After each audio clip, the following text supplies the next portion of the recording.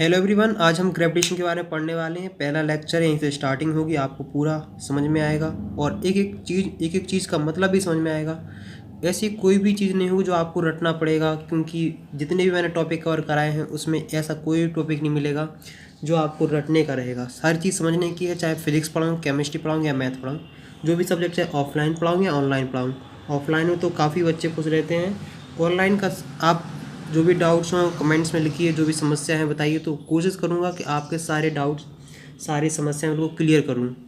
देखो, हम जो पढ़ने वाले हैं ग्रेविटेशन, एक चैप्टर का नाम है उस मतलब ग्रेविटेशन है। तो हम सबसे पहले समझते हैं कि ग्रेविटेशन का मतलब क्या होता है। तुमने ग्रेविटेशन सुना होगा, डेफिनेशन भी लिखवाएंगे, समझाएंगे भी, ग्रेविटी के बारे में बताएंगे, हर चीज़ समझाएंगे। बिल्कुल घबराना नहीं है।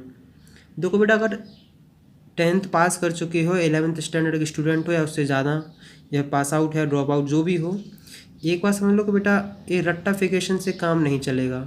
आखिरकार ज़िंदगी में कितना रटोगे, और हर रटोगे परेशान रहोगे, रटोगे परेशान रहोगे। इसलिए जो मैं बात बता रहा हूँ उस चीज़ पे ज़्यादा फोकस करना, पहले समझो फिर उस डेफिनेशन को रटो तो ज़्यादा बेहतर। तब तुम्हें मतलब उस चीज़ को समझना कहेंगे, पहले समझ लो क्या है क्या नहीं, फिर उस चीज़ को याद करोगे तो कि आराम से याद हो जाएगा। देखो, आखिरकार ग्रेविटेशन क्या होता है। देखो, ग्रेविटेशन एक प्रकार का फोर्स ऑफ अट्रैक्शन है। क्या है? देखो दोबारा सुनो, ग्रेविटेशन एक प्रकार का फोर्स ऑफ अट्रैक्शन है। जिन दो बॉडियों के पास मास है, जैसे दो बॉडी हैं, जैसे मान लो ये रहा, ये आयरन का पीस रहा है, ये पेन रहा है, इन दोनों के बीच में जो फोर्स ऑफ अट्रैक्शन है उसी को हम ग्रेविटेशन बोलते हैं। ढंग से सुनो, देखो, या फिर ऐसे बोल सकते हैं, the attraction between two masses is known as gravitation. मतलब एक ग्रेविटेशन क्या है, एक प्रकार का फोर्स है। कौन सा है? Force of attraction.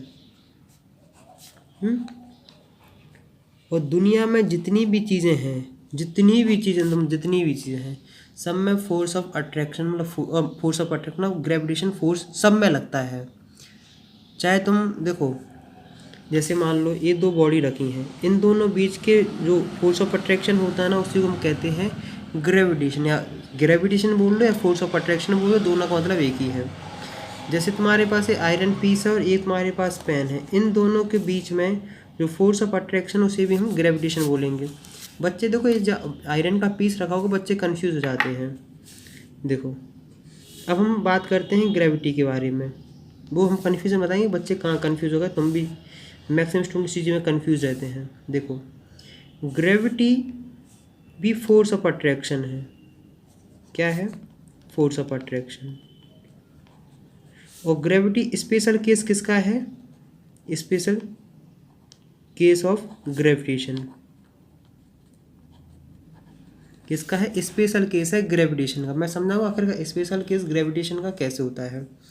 देखो, हमने कहा दो ए बॉडी हैं, इन दोनों के बीच में जो फोर्स ऑफ अट्रैक्शन होता है उसे ग्रेविटेशन कहते हैं। मतलब यूनिवर्स में कोई भी कहीं भी ग्रेविटेशन हो सकता है। जैसे दो चीज़ों के बारे में, दो ये उंगलियां हैं, देखो इन दोनों के बीच में जो फोर्स ऑफ अट्रैक्शन होगा, वो मतलब जिसके पास मास है वहाँ वहाँ फोर्स ऑफ अट्रैक्शन है, ग्रेविटेशन होगा। जैसे दो तारों के बीच में, अर्थ और सन के बीच में, बहुत सब जगत में देखने को मिलेगा। इसका मतलब ये जो ग्रेविटेशन है वो यूनिवर्सल है। क्या है? यूनिवर्सल है। जैसे लड़का लड़की के बीच में जो फोर्स ऑफ अट्रैक्शन होता है उसे हम क्या बोलते हैं? लव बोलते हैं कि नहीं बोलते हैं? उसे क्या बोलते हैं? लव बोलते हैं। जैसे दो मासेस के बीच में जो फोर्स ऑफ अट्रैक्शन होता है, जो मोहब्बत होती है, इसे हम ग्रेविटेशन बोलते हैं। अब एक ग्रेविटेशन का एक स्पेशल केस है। मतलब ग्रेविटी हम तब बात करेंगे जब यहाँ एक ऑब्जेक्ट क्या हो? अर्थ हो। क्या हो? जब एक चीज़ कम से कम अर्थ हो। उसी को हम मतलब जैसे दो ऑब्जेक्ट होते थे यहाँ यहाँ, इनमें से कोई एक अर्थ चाहिए और दूसरा कोई भी ऑब्जेक्ट ले लो, उसे हम क्या कहेंगे, ग्रेविटी। मतलब ग्रेविटी भी एक फोर्स ऑफ अट्रैक्शन है। क्या है, ग्रेविटी एक फोर्स ऑफ अट्रैक्शन है। जैसे देखो वो तुमने कहानी सुनी होगी कि आखिरकार जब न्यूटन अंकल एक पेड़ के नीचे बैठे थे, वहाँ से एक सेब गिरा तो उन्होंने सोचा कि सेब नीचे ही क्यों गिरता है, ऊपर क्यों नहीं जाता, फलाना ढिकाना ढिमकाना। बहुत सिंपल सा है। अब देखो क्या बताऊँ, दिमाग में कोई थॉट स्ट्राइक आ जाए तब की बात होती। वैसे कई चीज़ें हैं जो सुबह से ही नीचे गिरना स्टार्ट हो जाती हैं, समझ गए होगे। देखो जैसे ये पेन है, ये जो नीचे जा रहा है किसकी वजह से जा रहा है, ग्रेविटी की वजह से, या आप बोल सकते हैं ग्रेविटेशन की वजह से। इसी चीज़ के बारे में पढ़ना है। तो सबसे पहले क्या लिखो, सबसे पहले लिखो ग्रेविटेशन की डेफिनेशन, क्योंकि स्कूल वाले थोड़ी कहेंगे कि ये पेन ऊपर से नीचे गिर रहा है तो ग्रेविटी हो गया, ग्रेविटेशन हो गया है। स्कूल में तो कुछ ना कुछ लिखना पड़ता है, उस हिसाब से अपन भी लिखेंगे। तो लिखो ग्रेविटेशन। तो ये रही दोनों सिंपल सी डेफिनेशन। आराम से इसका स्क्रीनशॉट ले सकते हो या फिर वीडियो पॉज करके इसे लिख भी सकते हो। अब चलो हम लोग आगे बढ़ते हैं कि आखिरकार देखो, जैसे कोई चीज़ ऊपर से नीचे गिर रही है, किसकी वजह से गिर रही है, ग्रेविटी या ग्रेविटेशन की वजह से। मतलब दोनों एक है। ग्रेविटी तब बात करते हैं जब अर्थ की बात कर रहे हो, और तुम जानते हैं फोर्स ऑफ अट्रैक्शन में दोनों चीज़ आपस में पास पास आने की कोशिश करते हैं। तुम इसे एग्जाम्पल से भी समझ सकते हो आसानी से। हम लोग चलो आगे बात करते हैं, वो है acceleration due to gravity and weight of the body. यहाँ हम पूरा एक्सप्रेशन वो सब डेरिवेशन नहीं पढ़ेंगे, सिंपल सी डेफिनेशन पढ़ेंगे। वो सब भी हम बाद में पढ़ेंगे जब जस्ट इंट्रोडक्शन होगा। देखो सबसे पहले हम क्या समझते हैं, सी में से इसका मतलब समझते हैं, सी लाइन में से एक्सेलरेशन ड्यू टू ग्रेविटी। देखो दोबारा सुनो, एक्सेलरेशन ड्यू टू ग्रेविटी मतलब ग्रेविटेशन मतलब फोर्स ऑफ अट्रैक्शन की वजह से जो एक्सेलरेशन हो रहा है, उस एक्सेलरेशन को क्या बोलते हैं, एक्सेलरेशन ड्यू टू ग्रेविटी। इसको जनरली क्या हमेशा जी से रिप्रेजेंट करते हैं। किससे रिप्रेजेंट करते हैं, छोटे वाली जी से। स्मॉल जी, कैपिटल जी, यहाँ बहुत डिफरेंस होगा, बहुत कुछ समझना पड़ेगा। इस बात का याद रखना, दोनों की वैल्यू अलग अलग होती हैं, दोनों का मतलब अलग अलग होता है, और बहुत कुछ इन सब फैक्टरों पे बात करनी है। तो एक्सेलरेशन ड्यू टू ग्रेविटी समझ गए हैं। जैसे मान लो, जैसे देखो ये अर्थ है, ये कोई ऑब्जेक्ट है, ये जैसे जैसे नीचे गिरता है, ये जैसे जैसे अर्थ के पास आता है, इसकी वेलोसिटी इंक्रीज होती जाती है। क्या हो जाती है, इसकी वेलोसिटी इंक्रीज हो जाती है। जैसे तुमने कभी पढ़ा होगा G = 9.8 मीटर पर सेकेंड स्क्वायर। इसका मतलब होता है जो ऑब्जेक्ट ऊपर से नीचे गिर रहा है, उसकी वेलोसिटी मतलब पर सेकंड 9.8 मीटर पर सेकंड इंक्रीज़ हो रही है। इसका मतलब है कि अगर इसकी इनिशियल वेलोसिटी 0 थी तो 1 सेकंड के बाद इसकी 9.8 हो जाएगी, 2 सेकंड के बाद इसकी ए हो जाएगी। थोड़ा बहुत समझ में आ रहा है कि नहीं, कि हर एक सेकंड में इसकी मतलब इतनी वेलोसिटी इंक्रीज हो जाती है। उसी चीज़ को हम बोलते हैं एक्सेलरेशन ड्यू टू ग्रेविटी। तो सिंपल से क्या लिख लेते हैं, इसकी डेफिनेशन लिख लेते हैं। ये रही सिंपल सी डेफिनेशन। तो मुझे उम्मीद है कि हाँ तुम्हें काफ़ी हद तक समझ में आ गया होगा। मैंने बता दिया कि इसको जी से मतलब रिप्रेजेंट करते हैं। अब हम आगे की बात करते हैं। देखो सुनो कि जैसे मान लो जो ऑब्जेक्ट मैंने बोला कि ऊपर से नीचे गिर रहा है, उस जी की वैल्यू ना मास पे डिपेंड करती है, ना साइज पे डिपेंड करती, ना शेप पे डिपेंड करती है बॉडी के। मतलब बॉडी के मास, साइज एंड शेप पे डिपेंड नहीं करती है जी की वैल्यू। याद रखना, इस चीज़ को लिख लो। इतनी सिंपल सी बात है। बहुत दोनों पॉइंट काफ़ी इंपॉर्टेंट है, इसको कहीं ना कहीं नोट जरूर कर लेना। देखो जी, acceleration due to gravity does not depend on the mass, size and shape of the body. जैसे मान लो ये अर्थ है, ये ऑब्जेक्ट कोई नीचे गिर रहा है, इसके ना ये शेप पे डिपेंड करता है, ना साइज पे डिपेंड करती है, ना मास पे डिपेंड करती है। मतलब जी की value shape, size and mass पे डिपेंड नहीं करती, किसकी, जो बॉडी इन्फ्लुएंस में है। आखिरकार जी की वैल्यू डिपेंड करती है कि एल्टीट्यूड पे। अगर मान लो अर्थ से अबव है तो अल्टीट्यूड होगा, अगर मान लो कोई अर्थ के नीचे है तो ये डेप्थ पे डिपेंड करती है। और रोटेशन ऑफ द अर्थ, अर्थ, मतलब आखिर का जो अर्थ का रोटेशन उस पर डिपेंड करती है जी की वैल्यू।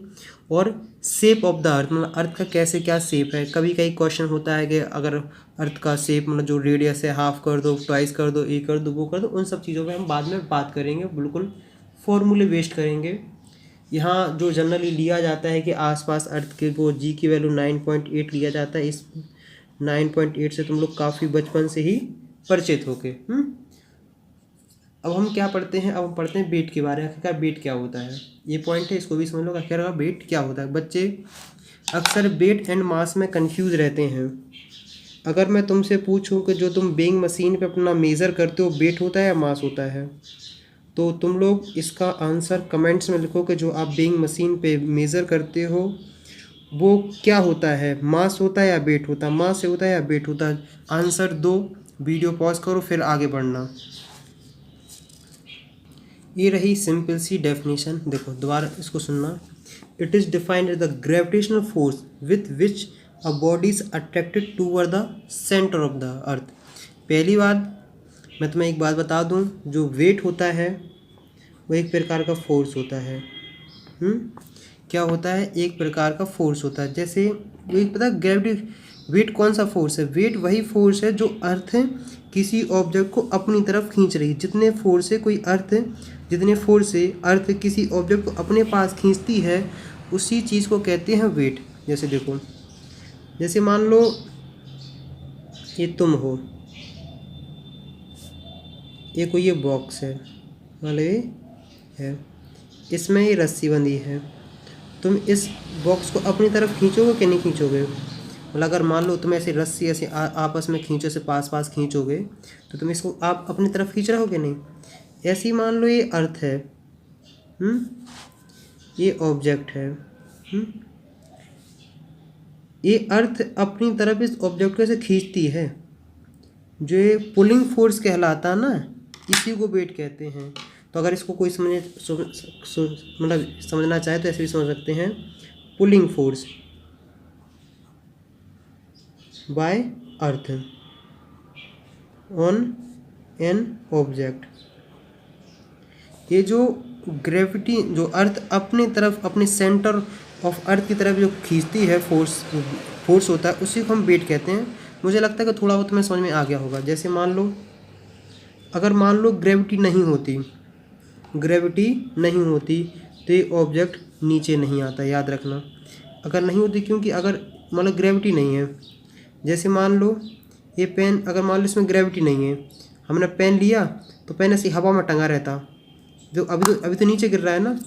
अगर ग्रेविटी नहीं होती, मतलब ग्रेविटेशन फोर्स नहीं होता, तो ये पेन ऐसी हवा में टंग रहा था, ये कभी नीचे ही नहीं जाता। अगर कोई पेन ऊपर से नीचे क्यों जा रहा है, जैसे मान लो ये आयरन पीस है, ये आयरन पीस ऊपर से नीचे क्यों गया, क्योंकि इसे किसी ना किसी फोर्स ने अपनी तरफ नीचे खींचा है कि नहीं। जो फोर्स अपनी तरफ नीचे खींच रहा है उसी को हम बोलते हैं ग्रेविटी। थोड़ा बहुत समझ में आ रहा है कि ग्रेविटी क्या है। और जो वेट है वो force experienced by an object due to earth, मतलब जो अर्थ किसी ऑब्जेक्ट पे जितना अट्रैक्शन फोर्स लगा रही है उसी फोर्स को हम कहते हैं weight. It is defined at the gravitational force with which a body is attracted to the earth toward the centre of the earth. मतलब जितना ये बॉडी एक्सपीरियंस कर रही है फोर्स, जितना ये बॉडी पुल एक्सपीरियंस कर रही, कौन सा, पुलिंग फोर्स, उसी पुलिंग फोर्स को हम बोलते हैं वेट। मुझे उम्मीद है कि यहाँ तक तुम्हें काफ़ी हद तक समझ में आ गया होगा। देखो, वेट का जो फॉर्मूला होता है mg। क्या होता है, mg। ये g क्या होता है, एक्सेलरेशन ड्यू टू ग्रेविटी। क्या होता है, एक्सेलरेशन ड्यू टू ग्रेविटी, जिसकी वैल्यू जनरली सब लोग 9.8 लेते हैं। एक्सेलरेशन ड्यू टू ग्रेविटी, इसको जनरली 9.8 लेते हैं, यहाँ पर 10 ले लेते हैं। ये जो मास है, इस बात को भी याद रखना, मास ऑफ बॉडी, ये बॉडी का मास है ना कि अर्थ का, इस बात का याद रखना। अगर इसको हम वेक्टर फॉर्म में लिखना चाहें तो वेक्टर फॉर्म में कुछ नहीं, ऊपर तीर कमान बना दो, mg। देखो, मास तो कोई मतलब वेक्टर क्वांटिटी नहीं है, जी मतलब एक्सेलरेशन क्या है, एक वेक्टर क्वांटिटी, इसलिए उसके ऊपर ही लग जाएगा ये एरो। मैं तुम्हें एक बात बता दूं, दुनिया के जितने भी फोर्स हैं दुनिया के जितने भी फोर्स हैं सबकी यूनिट न्यूटन होती है। तो वेट भी एक प्रकार का फोर्स है, तो इसकी भी यूनिट क्या है? न्यूटन। मुझे उम्मीद है कि यहाँ तक तुम्हें पहला लेक्चर काफ़ी हद तक समझ में आ गया होगा। अगर फिर भी कोई डाउट, कोई समस्या रह जाए तो बेझिझक बिल्कुल कमेंट्स में लिख देना। अगर कोई गलती हो गई वो भी बता दें। और हाँ, कम से कम 3 फ्रेंड के साथ ये वीडियो ज़रूर से ज़रूर शेयर करें। नेक्स्ट वीडियो हम इससे आगे पढ़ेंगे। वो हम पढ़ेंगे क्या? Newton's universal law of gravitation. काफ़ी इम्पोर्टेंट लॉ है। इस लॉ को अगर ये वाला लॉ समझ में आ गया तो मैं बाकी सब चीज़ समझ में आती जाएंगी इस चैप्टर में। क्योंकि आखिरकार ये क्या है? फोर्स के बारे में बताएगा। कौन से फोर्स के बारे में बताएगा? ग्रेविटेशन फोर्स के बारे में। इसलिए यकीन मानो अगला लेक्चर बहुत ही इंटरेस्टिंग, बहुत ही मज़ेदार होने वाला है। तब तक पढ़ाई करते रहो। Good bye.